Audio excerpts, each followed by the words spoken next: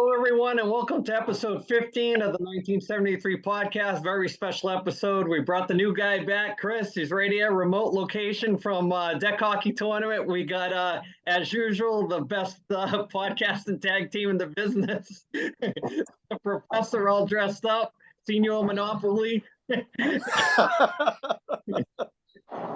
Sweet episode, man. We got a whole crew and a lot to talk about. We brought Chris back. It's been about 5 episodes, and we can't even wait to have him back. So we figure we'll get him in every now and then when we can. So let's start like we usually do, and let's read this week's email. We got probably a lot to talk about. That's a good one. All right, man. This is coming from Dave from Flushing, New York. Now, Dave, first and foremost, man, it kind of sounds like this is coming with a little bit of tone. Kind of sounds like you want to have a cup of coffee in the big time, brother, okay? So what the email is, you guys claim to be old school fans. Who is on your Mount Rushmore of wrestling? We'd love to hear you review wrestling events weekly as well. Thanks, Dave from Flushing. We really appreciate it, man. Thanks for listening. Thanks for watching. Really appreciate it, man. Chris, since you are doing the Ace Ventura style, brother, we're going to kick it to you, brother. Cup of coffee in the big time.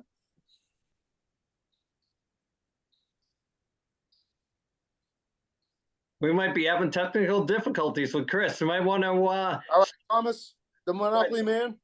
All right, I'll start off. My number one guy, I got to go old school. I got to go with Bruno as AC's.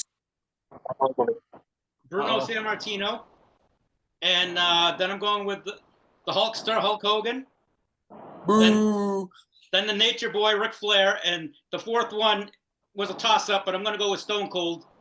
He was in his prime. There was nobody like him. And what do you got? Me?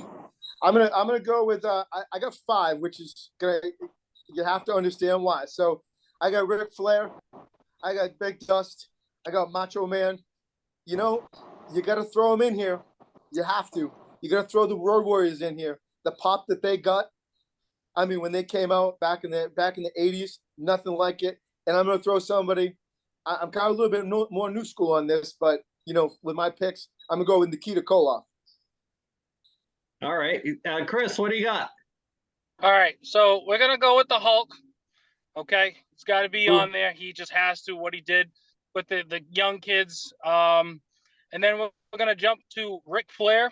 Ric Flair, absolutely, in my opinion, has to be there as well. With the third spot, it's a tough one. I have a lot of more of the newer age guys. I'm going to have to go real new age and new school with The Rock. The Rock was just nobody better on the mic. And I'm going with Tom with Stone Cold Steve Austin. That was the guy that brought me into wrestling in 1998. That's when he changed the whole, new the Attitude Era with nobody sold more merchandise than that guy. He was just unreal and took WWF to heights it's never seen before. So I'm glad this is a great talking point. Now, here's the way you can hit this. And I don't know how the email is structured. Is it the greatest of all time, or is it your personal favorites? Because it's 2 different lists for me. But if we're going to go strictly Mount Rushmore for probably what they did for the overall aspect of pro wrestling, I'm going to go with Hulk Hogan because of the boom.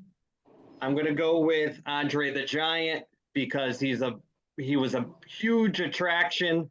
Wherever he went, people just had to see him. Plus he was on TV before everybody else was. Stone Cold Steve Austin for the obvious reasons, like Chris said. He created another boom in wrestling. Him and Hogan, just the merchandise and the pop culture side of things. It's hard to believe that as big as Hulk Hogan was, if you remember that 84 to 85, how huge he was, that Stone Cold sold more T-shirts than Hulkamania T-shirts. It's unbelievable to put that in perspective. And my last pick, and it's probably a personal choice, it's Ric Flair. And he's an icon. He should have got his due as an icon in the 80s. A lot of people weren't up to speed with watching NWA. They were probably WWF people, and maybe you didn't have cable, or maybe you didn't even know it was on. But now he's a character of himself, but there was nobody better in the ring, on the mic between the years of probably 84 and probably 88 in that genre. But as far as 16-time world champion, whether it's work or not, I mean, he was the last true traveling world champion where you actually traveled and you had that schedule. He was the last one to actually do it. And, there were guys like Jack Briscoe that after a few years with the belt, they were begging the NWA to take the belt off him. Flair just was like, I'll take it whenever you give it to me. I'll do that schedule, no problem. And not get crazy because he never wanted to be home. I mean, it's a sad life for family wise, but I mean, if there was a Mount Rushmore just for, the whole story with given to the whole wrestling industry, that's my pick. Thoughts going around? Any? Yeah, I mean, for me, those were my personal favorites. Now, I mean, the thing about it is like if you go through history, I mean, you cannot pass over Harley Race. You can't. You can't pass over Bruno Sammartino. You just can't. Okay. You can't pass over Hogan. You can't pass over The Rock or Stone Cold. I mean, those right there, I mean, that kind of hits it all. I mean, the 5 people that, those were my favorites. I mean, those are the guys that, hey, when these guys were on, don't talk to me. My people are on, Yeah. I mean, because, Flair, Dusty, Macho Man, the Warriors, and Nikita Koloff, they all hit that kind of like elicited that reaction out of you because that's how good they came across, especially with their promos. And I mean, I don't think anybody on anybody's personal list can argue with that, So I mean, I'll kick it back to somebody else. So I mean, those were my personal picks. There are so many that I mean, it's a tough to just name 4. I mean, you've got the Undertaker, who's there. Even I mean, I've never liked the guy, but John Cena. I mean, there are just so many different guys you can pick through. It's tough. And there's like no right or wrong answer. No. I mean, unless somebody wants to throw like a Barry Horowitz on there. I mean, come on. How about some Barry O, man? Come on. Yeah, right. It's tough because it all depends on what era you grew up in. I mean, I don't think a younger person would realize how much impact that Hogan thing was in '84, the boom for wrestling. That I mean, before that, there was no huge boom before that. Rock and wrestling, man. Yeah, and that MTV boom and wrestling at the same time, it was a thing. I mean, if you didn't see it, I don't think you can kind of grasp the feel of it. And don't forget, back then, you watched as much as you could because if you missed it, then or you didn't record it, and not everybody had even a VCR at the time.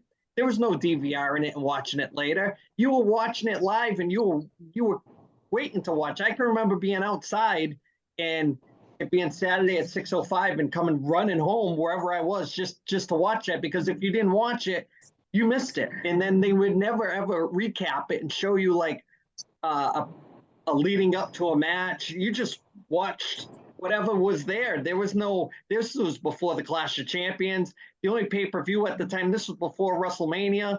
The only pay-per-view was Starrcade, and you were lucky if you could find that. I mean, you'd have to wait till it happened and then catch it on video cassette if you could find that somewhere. To be a wrestling fan, it was definitely work back then.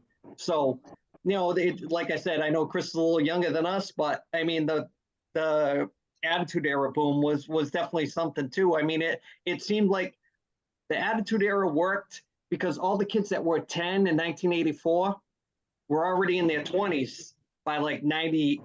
You know what I mean? So you kind of had 2 groups of kids that you got the younger kids in the 80s, and then when they grew up, they catered to that generation again by their age level, with the bikinis and all that stuff. And, Jerry Springer was hot and all that kind of tie-in. And then, of course, the Stone Cold McMahon thing. McMahon had never gotten in the ring before then, and you got that whole side of it. So thoughts? And not only that, I was just going to mention about one of the greatest factions I grew up with, obviously DX. I know countless kids in school got in trouble for throwing up that suck it sign. Those are good days, man. The good times. You can get away with that stuff a little bit, at least. Yeah.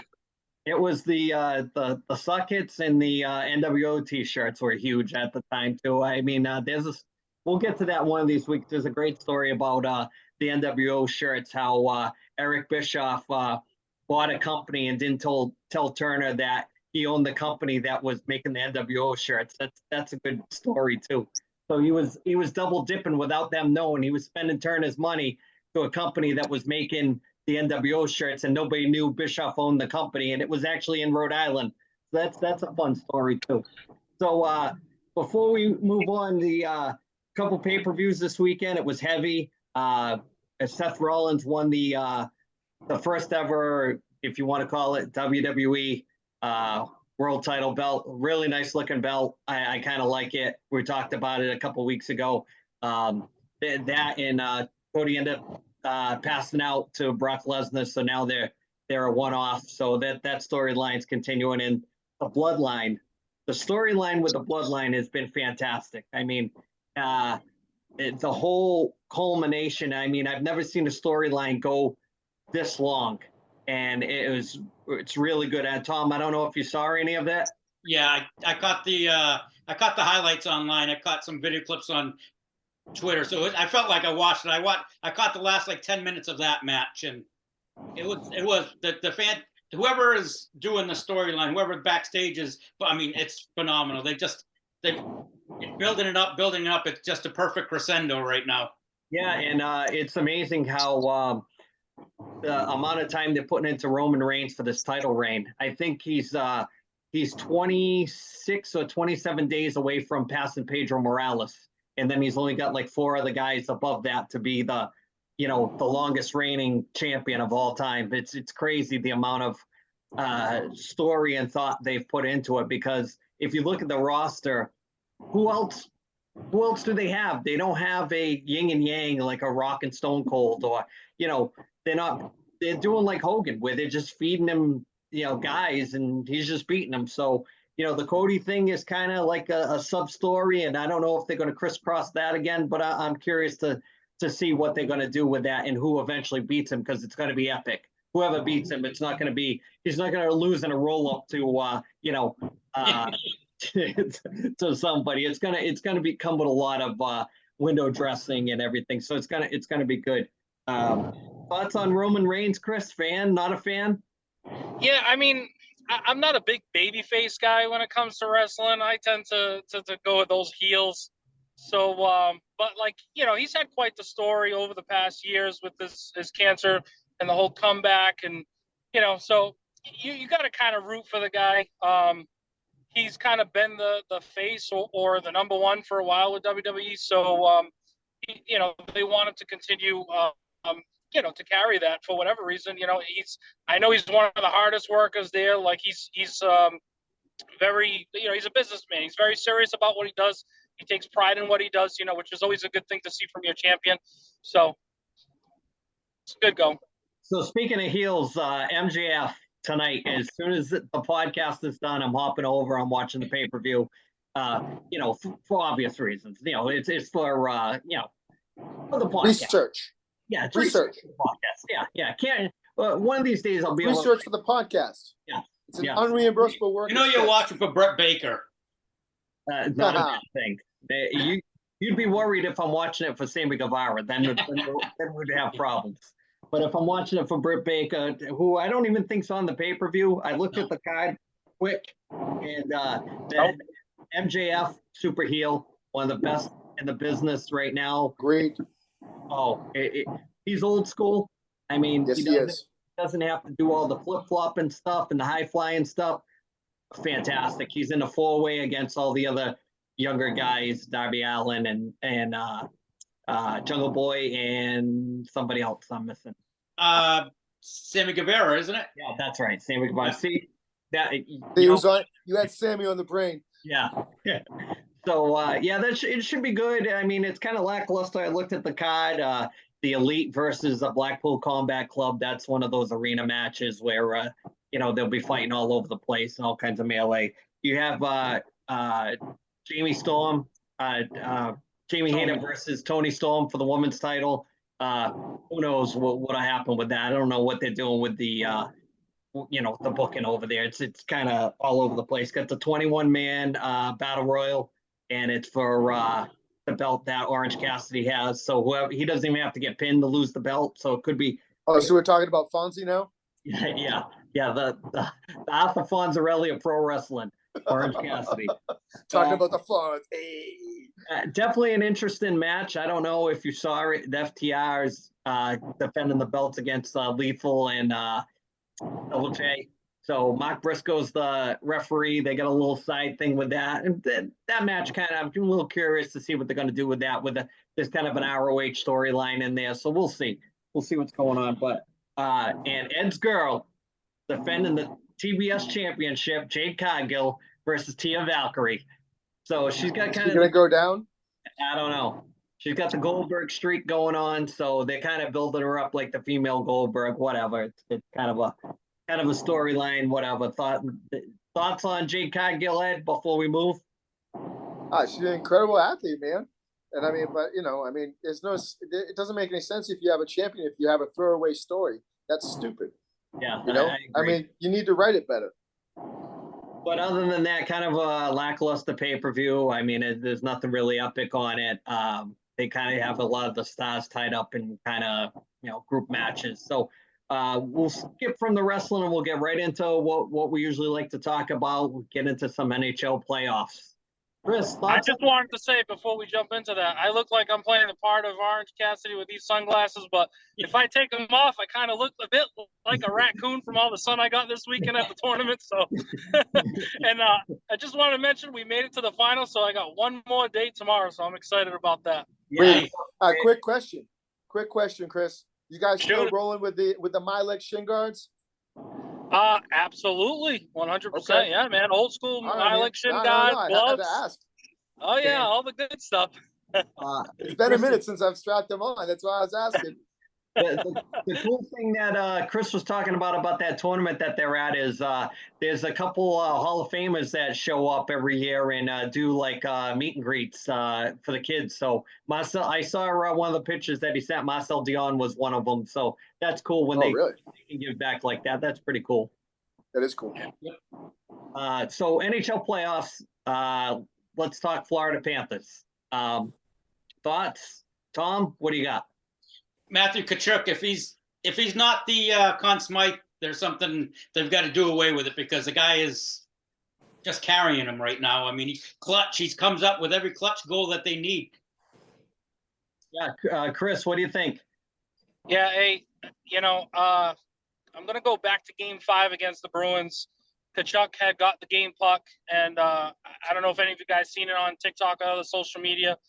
He was walking up to that little Stanley Cup trophy that they put the pucks in, and he said, "Oh, we're coming back here in a couple of days for Game 7." And I'm not going to lie, when I seen that, I was like, man, this team is dialed in. And we've been watching it. We see what they're doing.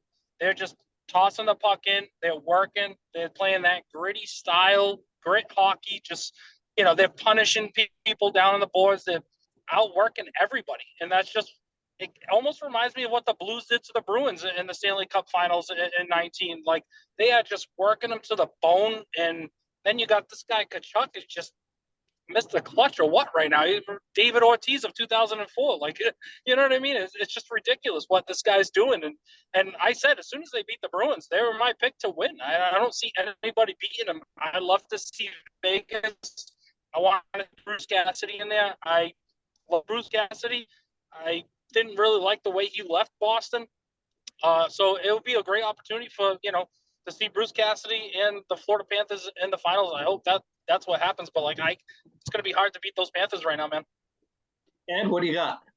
Yeah, I mean, I have to agree. I'm going to piggyback on all you guys. I mean, they really, really have been playing that tough, like just, put a stick in their side and let them know you're there. I mean, it's one of those things where, they're playing old school hockey, and it's fun to watch. And they're a fun, exciting team, and they get on it and they cycle the puck really well. They put the puck on net and they punish the body, and they really, it's that I mean, I remember. I don't know if you guys ever read Gretzky's book back in the day, but when the Islanders beat Edmonton in that first go round when they played, Gretzky went into the locker room, the Islanders locker room, and all those guys were sitting there, and it was a quiet locker room. I mean, just think about it. They just won a Stanley Cup, and he walks in there, and they're quiet. They got ice packs. They're just sipping on beers, and they're dead, right? That's the type of hockey. And Gretzky said in his book, he's like, look, that's how you win Stanley Cups, and that's exactly what they're playing. And Kachuk, man, I mean, he's 4.5 seconds left in the game. I mean, you can't beat that. And I mean, I was out in the first round with my picks, who I thought was going to go. So, I mean, I don't really have any skin in the game. However, I mean, I really thought that, that Carolina was going to beat them, and they didn't. I think that they're just playing great hockey, and they're getting, big time goaltending too. So a couple things about that series before we talk about the Knights and the other series, which I don't think either one of those teams is going to beat Florida. Let me put that disclaimer out, because if they're not playing to close out a series, the thing about the Panthers is the way they play, that's pretty epic, is they play like they're getting eliminated every game. They play like they're going to get swept. They play like their mentality is, we're going to play this game like we're losing everything if we lose this sense game. of urgency. Yeah, huge sense of urgency. They don't give a crap about any of the stuff that happens in the wake. The games, if you watch the games that they lost at the end of the game, there's always a tone. They always try to scrum it up. They always try to get some kind of little something going, just to kind of leave a bad taste in your mouth that, yeah, you beat them, but, and I like that. I think that's one of the things that hockey's missing. It's amazing how the Blackhawks Pittsburgh game, if Pittsburgh had beat the Blackhawks, the Panthers wouldn't even be in. The Panthers actually needed the Blackhawks to win a game. Yeah, that's right. So that they could get in the playoffs, and they've just rolled since then. It's crazy, but it's almost like they took a template that nobody hardly uses. And if you watch the Dallas and the Golden Knights series, they're not playing with any urgency. The Golden Knights had a chance to sweep, and they were playing la-di-da. If it happens, it happens. Now look, the series is 3-2. I mean, are we going to see Phil Kessel finally? Is the Selke Trophy? I mean, what's funny about the whole thing about the Kessel thing? King Hot Dog. Yep. He's banging dogs in the press box. The best thing about, he's the only guy on the team other than Quick that has 2 Stanley Cups. He's got 2 cups, and he's in the press box. Would you think any of that stuff might rub off on these young guys? Who knows? I mean, look at Quick. How come Quick's not in? He's got 2 cups, right? I've been saying that since the playoffs started with them. So weird. If you didn't say it on here, Tommy, it don't count, bro. It is. You got to put it on the record. But got to be on the record. So with it, we're talking Golden Knights and we're talking Dallas. What do you think the problem is with that series, Tom?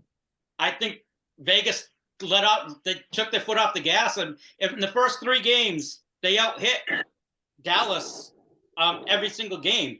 These last 2 games, Dallas has out-hit them 70-44. I mean, they're just beating the crap out of Dallas. Just picked up the physical game, and Vegas is just taking it, and they're not giving anything back. I don't know if it's a matter of they're up 3 games, so they kind of just figured it was over and they half-assed it or what. But then now it's going to be interesting to see if they can pick it back up.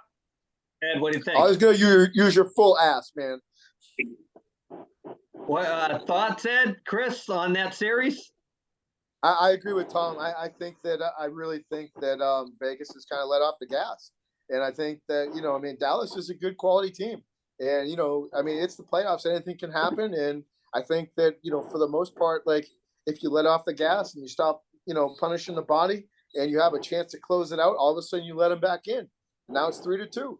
And, anything can happen, and I got a funny feeling I think this series is going 7.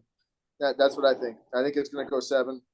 And it's going to be all for nothing because the Panthers are just waiting to kick the crap out of either one of those 2 teams.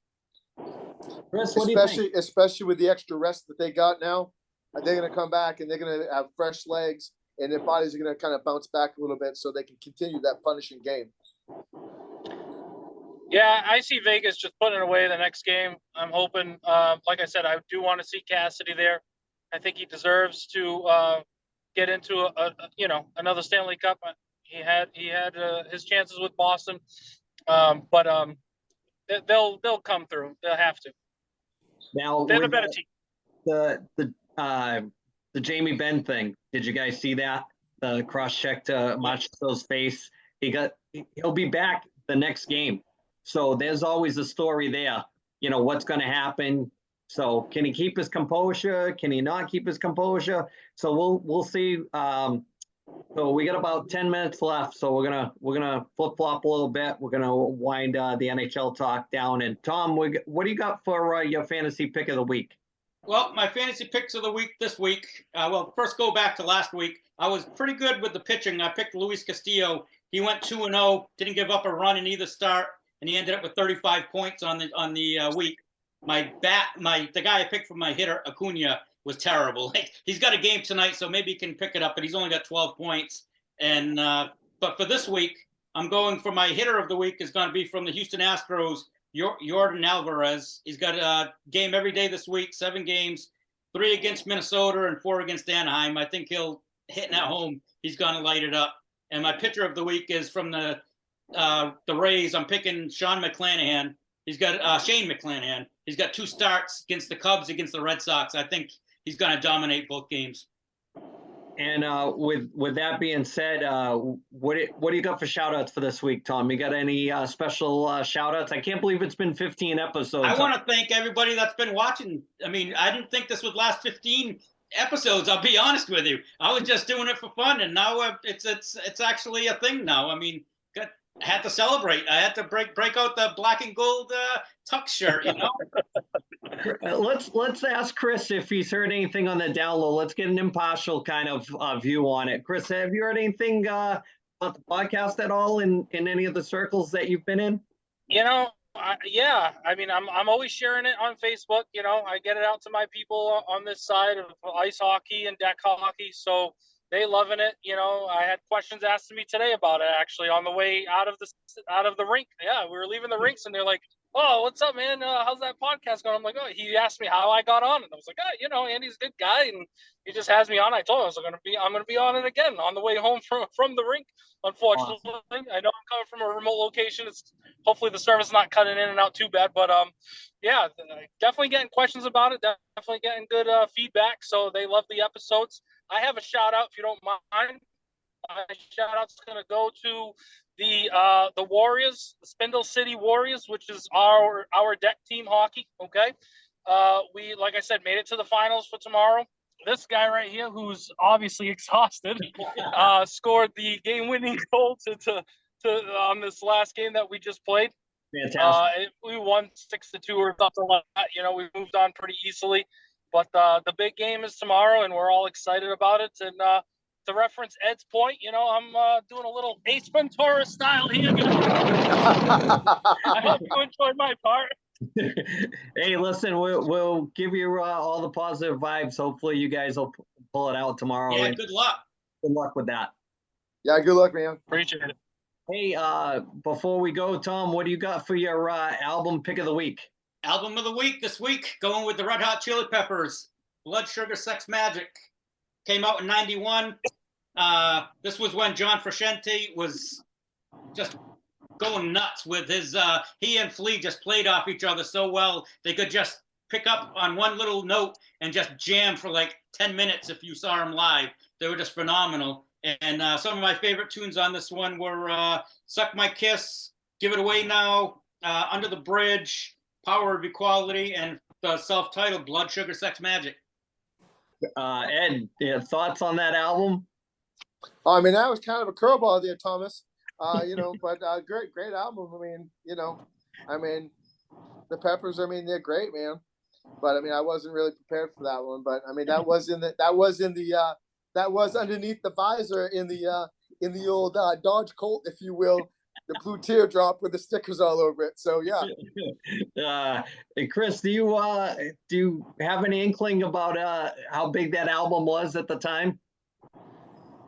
probably not at the time, but yes, growing up, come on, everybody knows the Red Hot Chili Peppers. You know what I mean? Give it away, give it away, give it away. Not many people can even do that. All right. Right? Do I do that again? So the thing about that album that's pretty cool looking back on it is that's really one of the albums that was epic without it being commercial.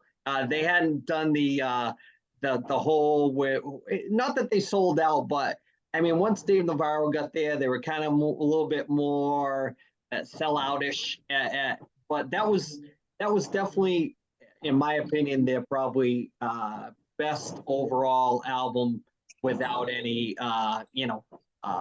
big fame hadn't stepped in yet. And I think that, believe it or not, Tom, I think that's the last one before John Frusciante flew the coop and had his mental breakdown or whatever. So with that being said, that album's another one that if you went out to some of the places that we went out in the 90s and those college places, that they played the shit out of that album. That one, and a whole list of other ones. I'm sure we'll get to it, but we'll kind of stick with that one. And there's, like Tom said, there's so many songs on that album that are really, really good. So with everything going on, Chris is remote, and I think this is our very first remote style podcast guest. So we're probably going to wrap it up for this week. Tom, Ed, you got anything before we go? No, I just want to thank for everybody that watches and everything like that. Also, hey, thanks to Scotty. Also, I do believe that we did not mention the Portuguese Phantom until right now. Wow. Yeah, we went. Huh? Yeah. What do you think about that, huh? Yeah, well, he's already getting pushed to the side. Once that money train starts rolling in, don't look to jump on board. That's not how it works. You're gonna be at the ground floor. I think I need to see this guy. I still am not familiar whatsoever with the Portuguese Phantom. I Nor cannot do believe I you know haven't what he looks crossed like. paths with him. Yeah. No. The Phantom is very elusive. Curiosity is here, man. Full strength. And he claims to be a people person. This is the best. This is the best route to get your out there. He can rattle them off like nobody's business. So hey, well, maybe he's under the bridge breaking the girl or something. You never know, right? Good segue. So with that being said, we're gonna sign off. So with Chris, who's remote, these two bozos over here. Dilly. Yep, we're out. We'll see you next week for episode 16. Later, everyone. Your cousin from Boston.